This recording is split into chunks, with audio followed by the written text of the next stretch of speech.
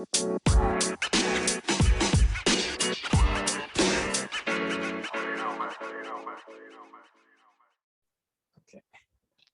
All right. Hey guys, welcome back to Paragliding Banter. And today, as you all know, we have a very, very special and important guest. We have Dr. Matt Wilkes with us, all the way from Scotland, Edinburgh.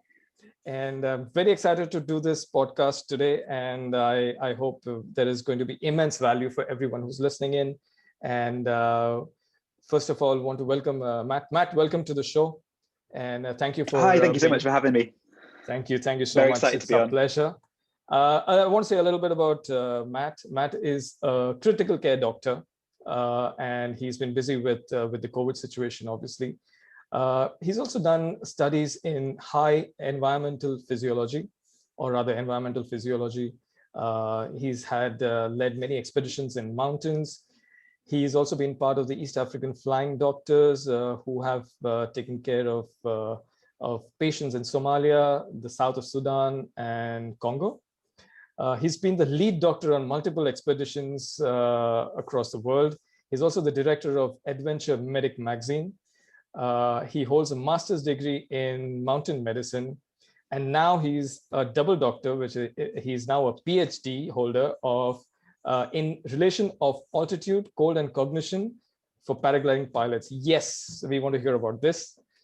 He lives in Scotland, Edinburgh, and we have also seen all his impressive study on the reserves and also his video on the first aid kit. We'll be talking about all of this, but this is very impressive, Matt, and really appreciate you being here to talk to us. You're seriously I'm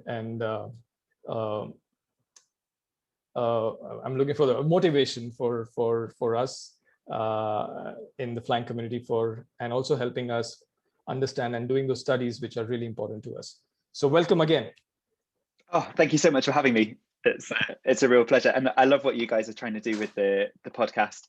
I've flown in India before, and it's my favorite place to fly. So great. That was going to be my question, and I want to thank Kanan for introducing us, and so that we have you on our talk show. First of all, I want to ask you a very serious question.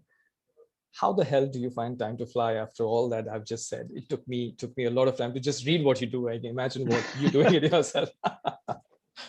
Well, I'm nearly 40 and I've never managed to stick a job for more than about 2 years. So I think that's how. So there've always been some gaps, and I don't have kids. So I think that's the thing that makes my life a little bit easier and a little bit freer. A lot of the work I did with around altitude physiology and things in paragliding I was able to do from the Alps, which meant that I had all this like lovely flying on my doorstep. So that certainly made it a little bit easier. Awesome. That's really nice. We want to know a little bit more about you as a person, as your experience in flying. Where do you fly? What do you fly? What paraglider do you fly? Where all have you flown? Have you flown in India? Could you just tell us a little bit about that?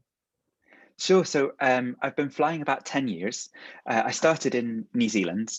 I did a tandem in the Alps, fell in love with it, and then when I needed to get some money together to learn to fly, and I went to New Zealand to work as a doctor, and there was a guy who was teaching there, so I learned to fly there and just fell in love with it.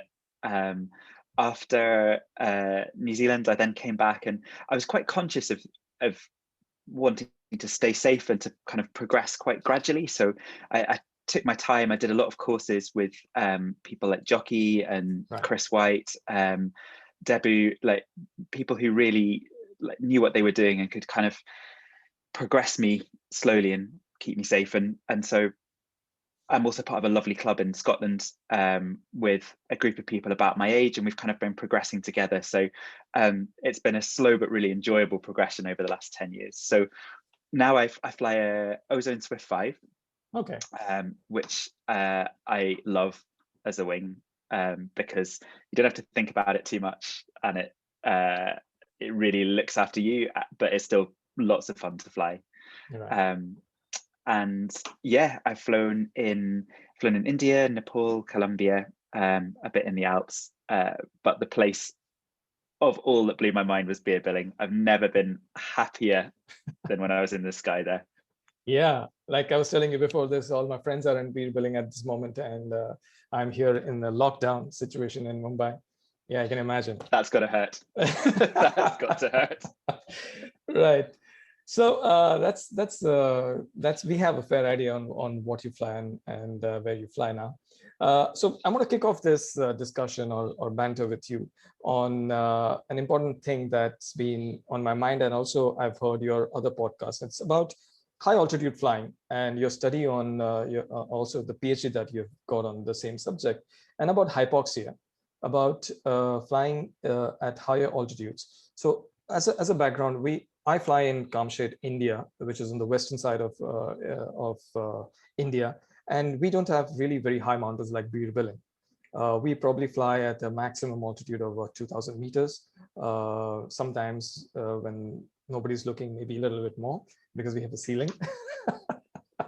But in Bir Billing, the takeoff is at about 2,300 meters, and then people usually just get on to about 4, 5, 6,000. Even some of my friends, especially a fellow pilot and a friend, Alok Mihani, recently went over 5,000. And I was very, very worried on, does that really affect? And what does, first of all, is hypoxia a thing to worry about?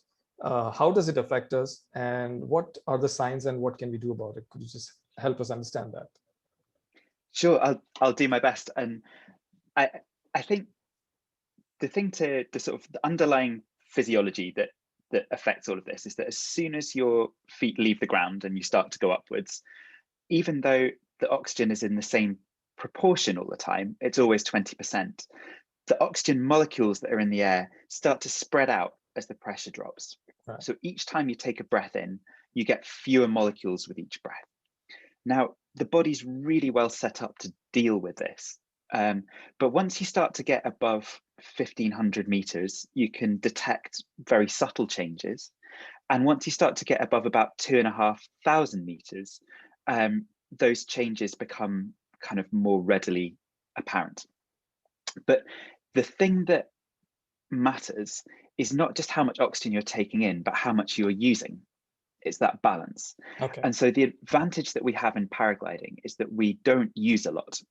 Like when we're sitting there, just pulling the brake lines, nice and relaxed, we don't use a lot of oxygen. So I think that's what allows us to reach the kind of heights you're talking about, 5,000 plus meters, without, going unconscious or feeling horrendous. But there's also a trap there, because if you were a mountaineer and you walked up from sea level to 5,000 meters, you'd feel so awful that you'd kind of be aware that you were impaired. Whereas I think with paragliding, because we can kind of sneak up there without acclimatizing, sometimes it can catch us unawares. So there's some things to look out for, but the tricky part is that it affects everyone a little bit differently. Oh, okay. So the sort of things that you might expect when you get to the kind of 4,000 meters plus altitudes in beer are things like your mood may be very exaggerated, like you may be euphoric, or you may be extra scared, or you may be extra anxious. Your decision making may be quite short term. It may be quite hard to think ahead, and your capacity to take risk might change. Either you might become very risk averse and just think, nope, can't do it, got to go down, or you might become a little bit more risk tolerant and think, brilliant, there's Manali, I'm off. And so it's that kind of thing that tends to get people. You may also feel a little bit breathless, a little bit sick, a little bit nauseous, or a bit thirsty. But it tends to be, as a paraglider, it tends to be the mental symptoms of altitude that both affect us more and have the potential to do us more harm than the physical ones. There are two exceptions. The first exception is if you get very cold. When you're at high altitude, it's obviously the air is colder. You're moving faster through the air, but you need oxygen to generate heat. So your body is more likely to become cold. Then if you start shivering, you need tons of oxygen to power the muscles. So suddenly you're exercising really hard, and that balance between what's available to you and what your body's consuming shifts, and then you can be in real trouble. So that's one exception. The other exception is if you top land and suddenly you have to exercise and run off and try and launch again at high altitude. And then you can find yourself in real trouble because you've gone up high, you've snuck up there because you've not been exercising. Suddenly you've landed and you have to exercise, and then your body really struggles. Got it. So that's a very, very good example. Like if you were to climb 6,000 meters, or if you were to fly 6,000 meters, if you were climbing, because you're exercising, your body is using much more oxygen than what's available. Whereas while you're flying to 6,000 meters, you're not really spending, your body is not really using that much of oxygen. So whatever is available is probably sufficient for you. But if you're scared, or if you're shivering, or if you want to pee and your mind is, I'm sure even the psychological, the thought process, how much your brain is also consuming a lot of oxygen, then you might be in a problem. You need to be aware of that. Yeah, you're absolutely correct, Sajid. And I think the only nuance I'd say to that is I think when you're up about, when you're up beyond 4,000 meters, it's probably not quite sufficient, even if you're paragliding, for you to perform properly. Right. But you're right, it's nearly good enough, and it's good enough that you can fly and do your thing, but you're probably not making as good a decisions as you were if you were flying at your usual altitudes. So I did, when I flew to about 3,500 or 3,400 meters last October, I felt a different feeling. I felt a little sleepy, and I immediately recognized, okay, there's something. And like you said, I was risk averse because I was enjoying the turbulence. I was loving it. It was like it was rocking me, and I was just like, I didn't hold the brake. I was just holding onto the brakes, and I was enjoying it. And then suddenly it hit me, like, what's going on? And why am I just going around? I don't know whether that's really hypoxia or it's just me being mental. But people who know me will obviously agree with the later part. But my friend, when I spoke to, when he went to 6,000 afterwards, when I came back in and I spoke, he sent me a video, and I asked him, did you feel anything? And he was like, no, I didn't feel anything. I was perfectly fine. So it probably affects different people in a different way. Would eating a sugar at that point help in any way, or that does not matter? So I'll take the first bit because that's really interesting, and then we'll talk about the eating. So you're absolutely right. It affects different people in different ways. And I think what you're describing, that feeling of sleepiness, slight disinhibition, slight euphoria, that sounds exactly like hypoxia. Okay. So the interesting question then is, why did you feel that at 3,500 and your friend didn't at 6,000? Well, could be that your friend actually was exactly the same but didn't notice, because that's one of the things that we see with altitude is people are sometimes unaware that they're impaired. So it's possible he was actually experiencing exactly the same things but hadn't actually remembered that or registered that. The alternative is that he's someone who tolerates altitude a little better because it is a bell curve, or that he was acclimatized. So if you spend lots of time flying at high altitude, and particularly actually if your accommodation is at higher altitude. So I know in Beer the accommodation is a bit lower, but say for example you were sleeping at 2,000 meters, that's going to make you much more tolerant when you go up that bit higher, because you get more red blood cells, you get used to breathing in a way that enables you to tolerate high altitudes. So I think there's a few reasons. So I think it really sounds like you were experiencing symptoms of altitude, and it sounds like your friend might or might not have been, but also might have been acclimatized. Right. My question to you is, when you went down, how did you then feel? So once I started rocking in and I started enjoying it, and I was thinking to myself, oh, this is nice. Why don't I do this more often? And I was like, hold on, what am I thinking over here? And it was a strong thermal, and then suddenly it just hit me that, okay, there's something not right. I'm feeling sleepy. Why am I feeling sleepy? Why am I doing this? And I immediately took out a chocolate bar, was it the biscuit chocolate bar? And I fumbled taking it out. I just couldn't get it out from the harness. And I kept putting my hand in and just trying to pull out and just won't come. And then finally I took my gloves out. By this time I realized there's something going on. So I started panicking a little bit in my head, like, what's going on? Why am I not feeling the cold air? And then I got the thing out and I took one bite and I threw it back in the harness. I just like threw it. I didn't put it back in the pocket. And I tried to, it didn't really help, but I did do a 360 to come down to a little bit more lower level, maybe about 2,800 or so. And then I just flew along there. So then I was fine. But it did feel, I felt a little nauseous, but it was just for like for a half a minute. So that sounds like absolutely classic altitude, because the true hypoxia, because the true test is if you then go down, and sometimes you don't have to go down very far, just a few hundred meters, suddenly your body just has enough oxygen for your brain to operate correctly. And then, as you say, you feel much, much better. Okay, so I need to, sorry, right, sorry. No, I was just going to say that with the chocolate bar and the eating the sugar and stuff, it's really important that your body stays fueled and hydrated. But in this instance, what you're talking about is purely a lack of oxygen. And so that's probably why when you had your chocolate bar, it didn't make a big difference. But when you spiraled down, it really, really did. The other interesting thing to say there is what's the best way to get down from altitude if you think you are experiencing hypoxia. One of the things that we worry about with spirals, obviously, is the risk of blacking out. What's known as, like technically known as G-LOC, G-induced loss of consciousness.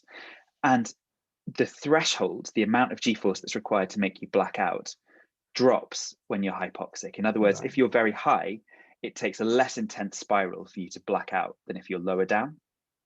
So that's probably a reason that if you are really, really high and you think I'm experiencing symptoms of hypoxia, you're probably best to put on big ears and bar and just gently drop down without G-forces. Even if it takes a little longer, that's probably a little safer, because I think the G-forces could otherwise potentially catch you out if you were spiraling.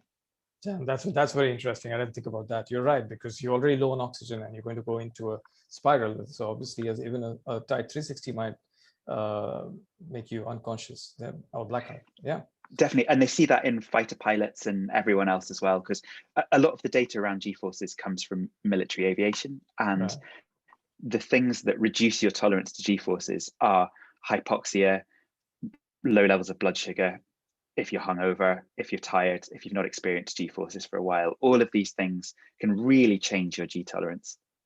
Okay, so next time I go to beer, I'm going to keep this in mind and climb up slowly. All these guys are at the moment flying with 6-7 meters thermals. I am just missing out on that. Oh my God. But I mean, the other thing, like the nice thing about when you're that high is there's nothing to hit. So as long as you don't hit each other, you know, you are safe from the ground. And the thing is to make sure that the decisions you make when you're up there either don't put you in a very difficult position, because suddenly you've gone over the back and you find yourself facing a week-long walkout or going into some bad valley. Or also that they don't mean that you do something like spiraling or something up very high that might render you incapable, I guess. So it's specific for everybody, but it does affect, and you have to keep that in mind when you go up next time. And that's very interesting. Yeah. And your tolerance changes. So that's why altitude is such an interesting thing to study, because it's so varied. But so you can find that you can spend 1 year and be incredibly well acclimatized, you have a really good time, and then, you know, at the end of a season in beer, you've been flying a lot and you're really feeling good when you get high. And then you come back the next year and all that's worn off, and suddenly you can't do what you did before, and that often catches people out as well. Yeah, that's very apt for what happens to us, because we go there for a short period of time. So we are working. Our work is back in Mumbai, and we take short breaks. So maybe 6-7 days, 8 days, out of which 2 or 3 days would be probably a washout day. And the first thing that we do is people like me and Rohit. Rohit is my friend, and we travel usually together. And we immediately want to go and fly. We've just come from a low altitude place, and now we want to fly. And we take a sort of a practice flight, maybe an evening flight. But you're right, we are not acclimatized to that. Versus people like Alok Mihani or Vistas Kharas or Sunit, who are regularly flying there, they go and stay there for a longer period. these are just my friends. I'm taking their names so that they listen to me and keep this in mind. And they stay there for a longer time. So you're right. Probably they are getting more acclimatized as they stay there. I have a friend who went with us to Beer in the month of October. He's never come back. He's staying there. Is Clint. He's just staying there. I don't like him now because he's having too much fun. But now he's acclimatized to that. So I don't like him either. So yeah, so I get the point. So if you stay there longer and get acclimatized, so people who are locals will feel and behave and fly differently versus people who are going for a shorter trip, and they should keep this in mind. That's a big learning for us. You're correct. And I think the other thing is it's not just the altitude, is it? Like, you know, when you fly in a place for a really long time, you get used to what you're seeing, you prepare for the flights really well, you know, you're dressed exactly right, you're not too hot, you're not too cold, you know, you kind of get into a really nice workflow. Whereas when you come to a place for the first time, as you know, it's a bit nervous on takeoff. Will you connect? Will you get first thermal? You know, there's all these other things that mean your brain and body is sort of a bit more tense, a bit more anxious, working a bit hard when you fly in a new place compared to when you fly somewhere very familiar. And so it's probably not just the altitude when you turn up somewhere new, it's all those other factors as well that you have to sort out over a period of time. There is a counter argument to that though, which is that when you do go to a new place, at least you're thinking and you're sharp. And if you look at avalanche situations, for example, the person who is most likely to be avalanched is the expert flying in their home resort. Because actually, when you're new to a place, you look at it with fresh eyes and you pay attention. When you're somewhere that you're really familiar with, you tend to assume that everything is always going to be the same. Right. And so it's one of those things where you're damned if you do and you're damned if you don't, but you're not complete. Well, it's great if you're familiar with the place and it takes away some of those anxieties I've just talked about and helps you tolerate more stuff. You're also not completely protected. You run a different kind of risk, which is that of complacency, I guess, assuming things will be as they are, not seeing them as they really are. Right. That's also true. That really happens with us when we go fly regularly at our flying sites. And there have been times when we have been surprised with conditions suddenly changing. And yeah, you're right. So complacency is something that we also need to take care, especially people who have been staying there and been there for some time. And peer pressure is another thing. Just because we are part of a gang, but that one part of the gang has been staying there for a long time versus we joining in, and we all think that we just fly together in the same level. We probably are not, and we should just fly within our envelope, our risk management, our safety, and our idea of what is acceptable to us that day. Probably one of us had a couple of beers last evening, and the others haven't. So there's going to be a difference too in that. Definitely. And I think the thing that's most important in this is we do this for fun and you want to keep it fun. Right. And when before I got into paragliding, I was really into whitewater kayaking, and I was really young and I was driving really hard at it, and I was with a group of people who were better than me. They'd started earlier, they were naturally more talented. And because I was always comparing myself to them, I was always pushing myself and pushing myself and pushing myself. But it meant that I found myself in situations that were really scary, simply by virtue of just trying to keep up with them. And eventually it kind of put me off kayaking because it meant that I was constantly behind, constantly in a fearful situation. Oh. And so I think with paragliding, that's something I've been very conscious of. And so it's great to fly with other people, and it's great to look up to other people and have ambitions and have benchmarks and have people push your envelope. But ultimately, you should fly within your capacity because that's what keeps it enjoyable. That's what stops you getting fear injured, for want of a different term. And that's what I think gives you longevity in the sport. Perfect. That's just right. On that positive note, absolutely. Let's move on to the other topic that we wanted to discuss today, Matt. The one about first aid, your work on the first aid kit. We spoke a little bit about this before we started recording. So the background is that we are concerned about safety we are concerned about carrying first aid, but I don't think most of our pilots really carry much of first aid kits when we fly, because that's not been the norm. But lately there has been, especially after your video, and thank you for that, people have really started thinking about, okay, we can really carry this, we can really understand this. I've done a first aid course, but it was just a 2-day course, and sorry, a 1-day course, and it's really not teaching me much.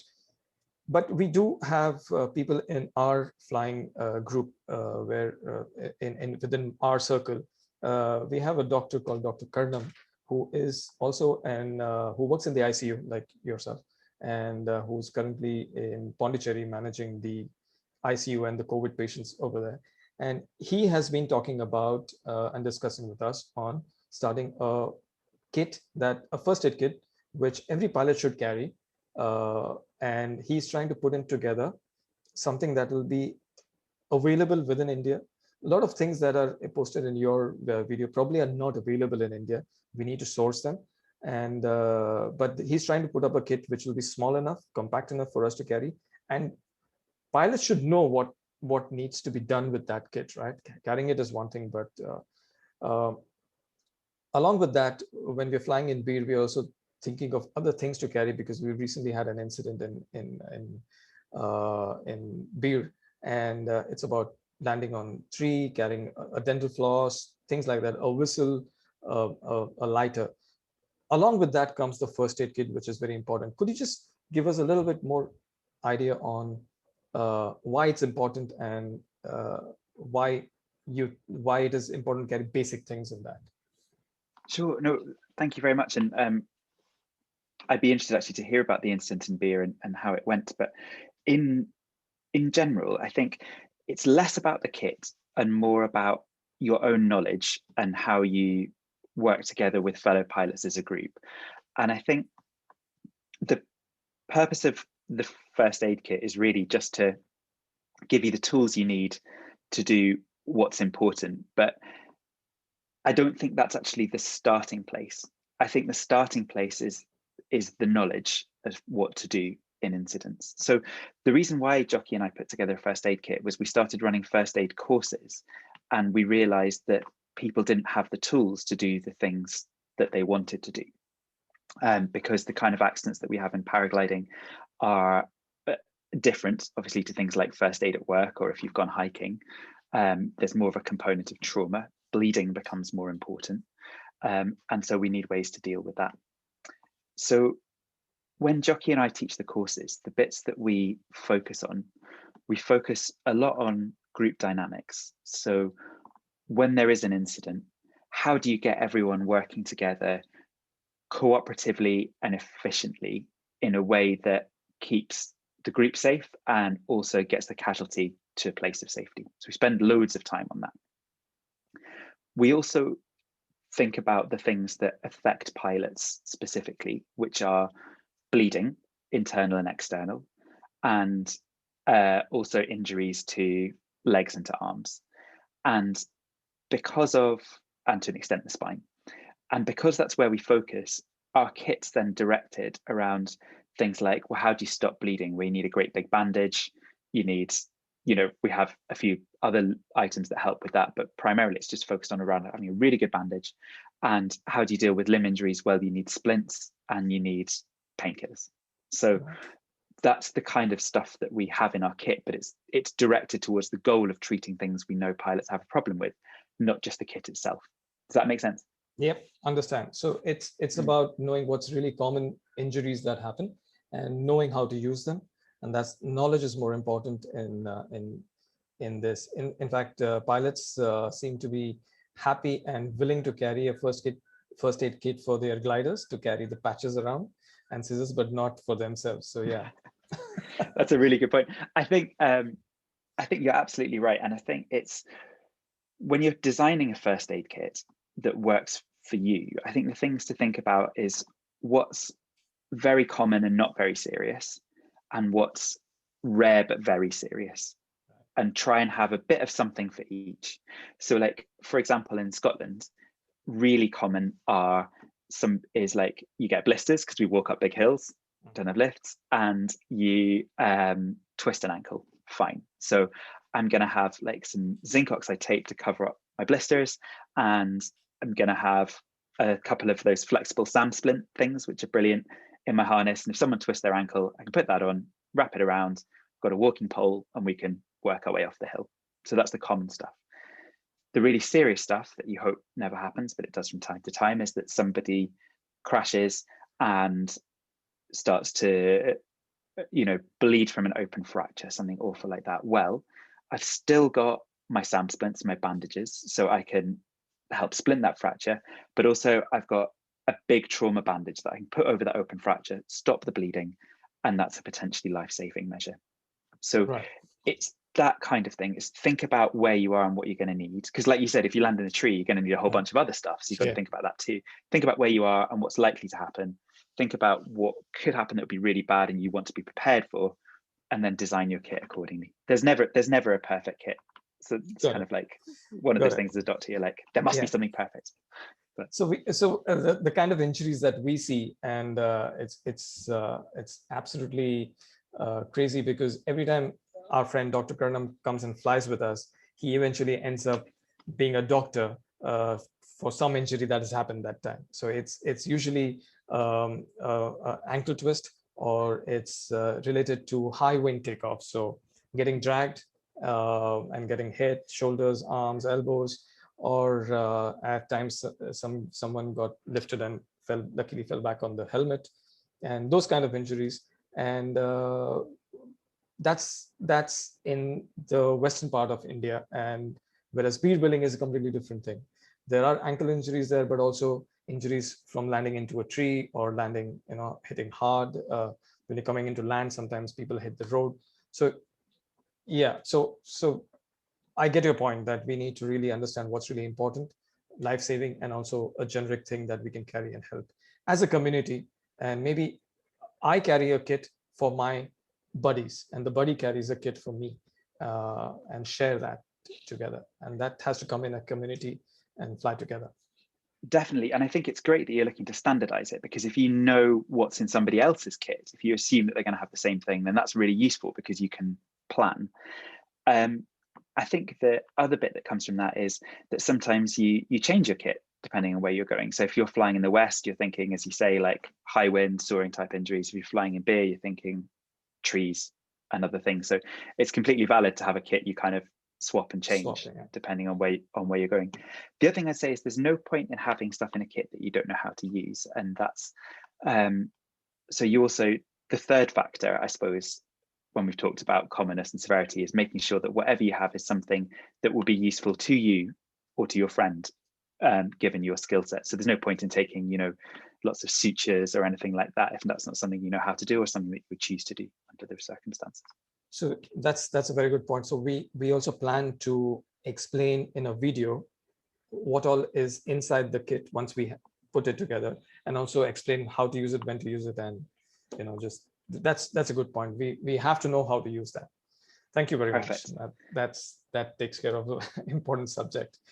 All right, we'll now talk about an interesting topic that you've really opened everyone's eyes with, and that's your work on reserves. And I really was amazed to see your findings. I went through that several times. I saw the video several times. You're a very kind man, Sajid. Oh, no, I enjoyed it. I want to get into that G simulator, and what I found very interesting was when things move around when you're in a sat position versus that. Now the questions, there are a lot of questions. First of all, thank you for doing that. It's been a great source of knowledge. Obviously, a lot of people have actually gone through that video and seen what's come out of that and what your recommendation is. One of the important things that you have recommended, and which I also try and do mostly in my flight, is once I get onto the flight, post takeoff check is something that you've mentioned in your video. So that is important, because in your video, people who had the front mounted reserve did first go to their hips and then went ahead. So in my situation, I fly XC with a pod harness. I've got one reserve. And if I'm flying Beer or I'm flying Paraglding, which is more turbulent and more dynamic, I have two front mounted reserves, which I have with my friend. We have devised it. One faces this side, the other one faces that side, just to be on the safer side. And whereas when I fly acro, I have a Super Acro 4. That has two reserves, one on this side and one on the back side. Now, here's what's important. When things go wrong, will I remember, and I'm in a pod harness and my reserve is here, versus in acro, will I go here or I go here? So I've got loads of questions. So why do you have two front mounts? That's really interesting. I don't know, just for probably, it's pretty thermic in Paraglding and in Beer. There is no option in a pod harness for a second in my pod harness. So we have got a new Sup Air Strike, no, not Strike, I forget the name. It's a small 800 grams reserve, which comes with a holder, the front mount, as well as it fits into my acro harness. So I have three reserves. Two go in under normal flying conditions. Two go into the acro harness. One comes with the Super Strike. That's a front mount. And just an additional precaution, I take the small one from the acro harness and put it when I'm flying in Beer or this thing. Okay, so it's because the Strike doesn't have an underseat. That's right. Compartment is where you have two front mounted. I'm with you. So your question's a really interesting one. Like, why do people go for the wrong place, or why why don't people behave as you'd expect them to under stress? And the really good testing ground for this is if you're a scientist and you want to really scare somebody, it's kind of hard to get ethics for that. You can't say, I just want to dangle this person gently over a cliff and then do some science. So what you have to do is you have to look for places in which people have to be scared as part of their job and then study them there. So if you want to fly in, if you want to work in the North Sea in Scotland, on the oil rigs, you have to fly there in a helicopter. You have to do some training where you get put in a helicopter fuselage, flipped upside down and dunked in a swimming pool. Yeah. People get really, really scared, and their job depends on it. So that's a great place to study what people do under stress. And what we discovered from that is that, I say we, I didn't do the research, it's a guy called John Leach and Sarita Robinson. What they discovered from that, we as a community, what they discovered from that is that when people are really, really stressed, they can't come up with novel solutions. And what they tend to do is repeat actions that are familiar to them. And so it may be that somebody who has a front mounted reserve is so used to, be it because they also fly acro or they had a previous thing, that they're so used to reaching to their hips that when they're stressed out, they just do that. Now, it's fine if they then go, alas, I now see my front mount, that's why that didn't work, and chuck their front mount with enough altitude. The issue is if they can't solve that problem and they just keep reaching for their hip when the reserve is in front of them, and that's a possibility. So when we did our studies, we did two studies. We sent people down a zip line and we also put people on a G-force simulator. And we saw examples of this in both cases, where people who would normally know better if they weren't stressed because of the circumstances or because of the G-forces, were stressed out enough that they didn't do something that was pretty simple that they'd been told about. So the question is how do you solve that? And I think there's a few answers. The first is standardization. Right. So you try and take it out of the pilot's hands entirely, and you try and put things in either one place, or if it's front mounted, just you yourself fly with front mounts. It's always in the same place. So that's one thing you can do. The second thing is just train. So much more familiarity than we do. And so that's where your post-takeoff check comes in. So that means every time you fly, you're on glide, it's nice, you reach for your reserve handle and you think that you kind of pretend that you're going to chuck it. The important bit, the bit that makes that really valuable, is that you don't just do the mechanical reach for it, there it is. You also visualize the circumstances in which you might throw it. So it's connecting what it's going to feel like when you need to do it with the action, and it's making that link that makes that training really valuable. Right. Also, one thing that I've noticed in your video is people are trying to pull it upwards from the, if the reserve is on their hips, they're pulling it upwards instead of pulling it out. And I find that very difficult for myself to pull out. I would rather pull it up. And when you are throwing it, we've been taught to swing it in front and then throw it. But if you're in a spiral or a sat situation, what I've seen, and you have mentioned in your video, is the G's automatically pull your hand back. And that helps you just throw the reserve and it's out of the container. So there are two things here.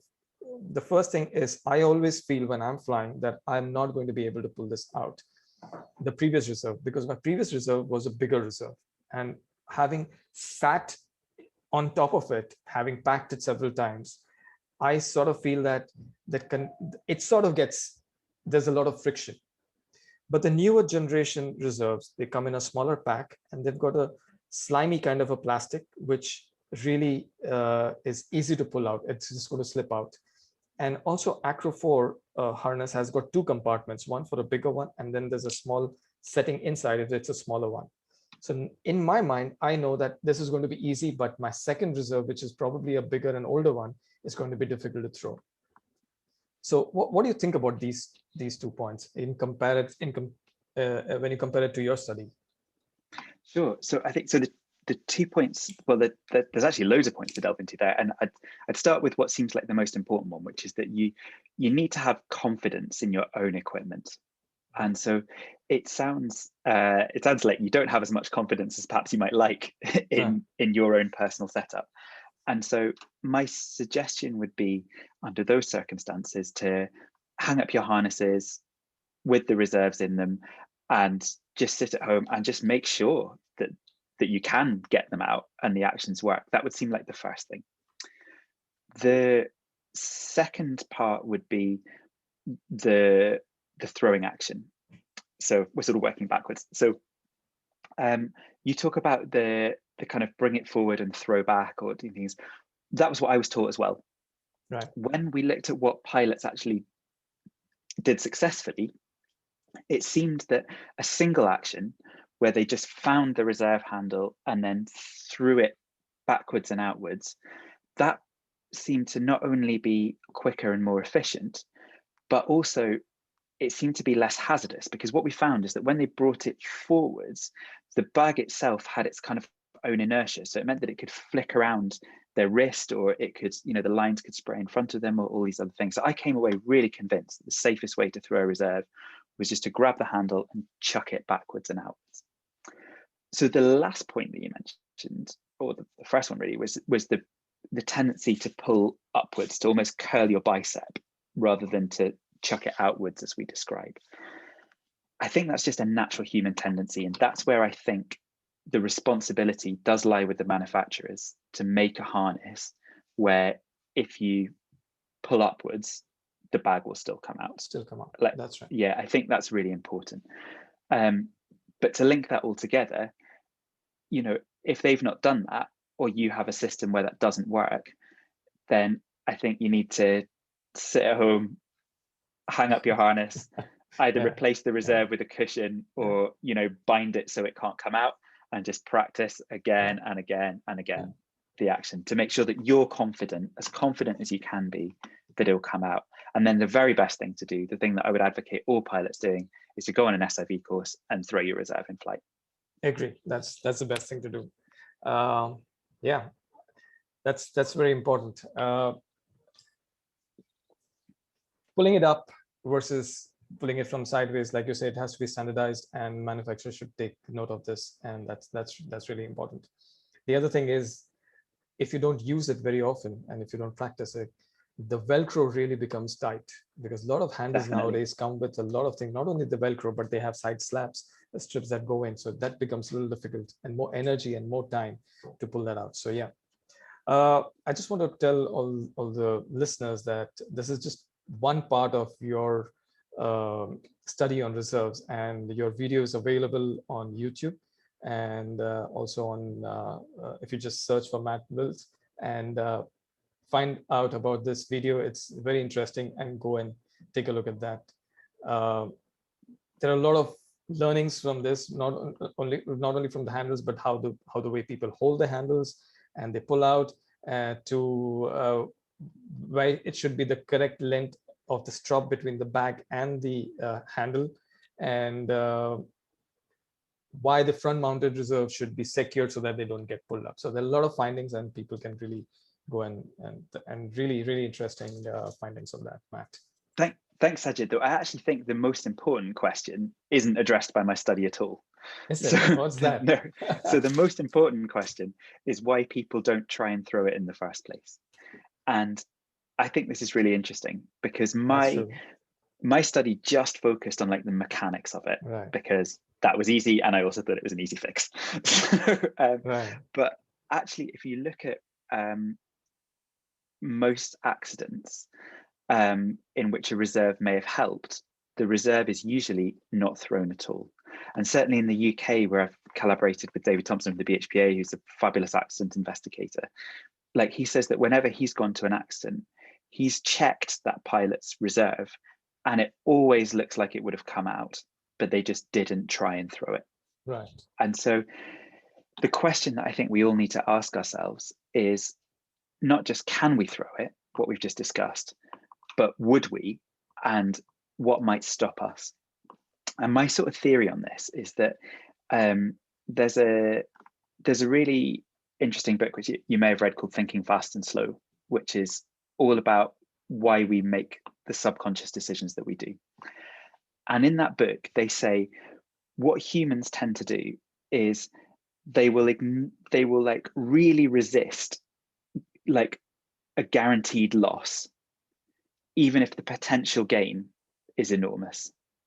So if we apply this to what we're doing, we're flying along, we have a collapse, and if we were to throw the reserve, we've definitely finished our flight.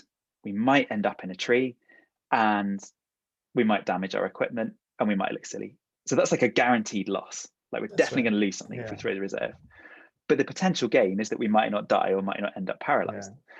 And I think as humans, we always err towards avoiding that potential loss. And I think that's probably why we don't throw it. And I think that's the most difficult question. And that's the one I'm now trying to think, how can I study it? How can I think more about? Is how do we make sure pilots try to throw when they need to, not just can they throw, which is what I've been looking at.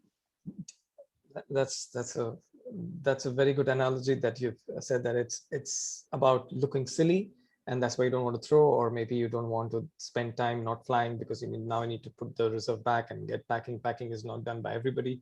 It has to be certified by someone. So there's a lot of 2 or 3 days of loss of flying.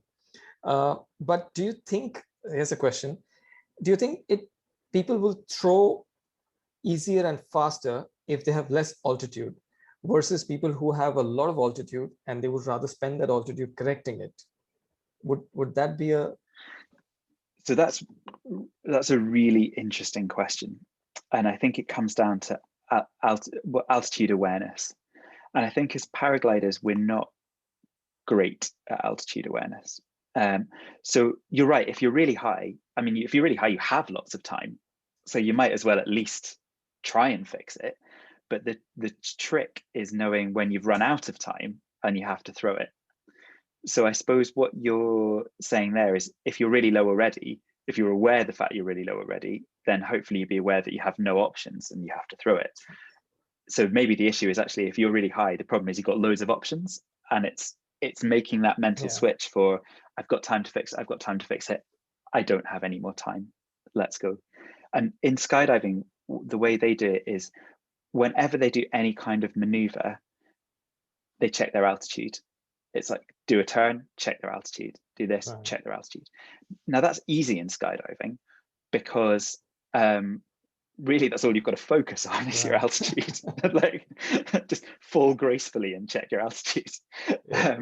And you know that there's going to be a time point at which you have to throw your parachute. So that's really straightforward. For us, it's a lot harder because oftentimes we need to be close to the terrain, or we're flying for several hours. We don't set out to fly. We like getting really high. You know, there's loads of reasons why it's more complicated for us.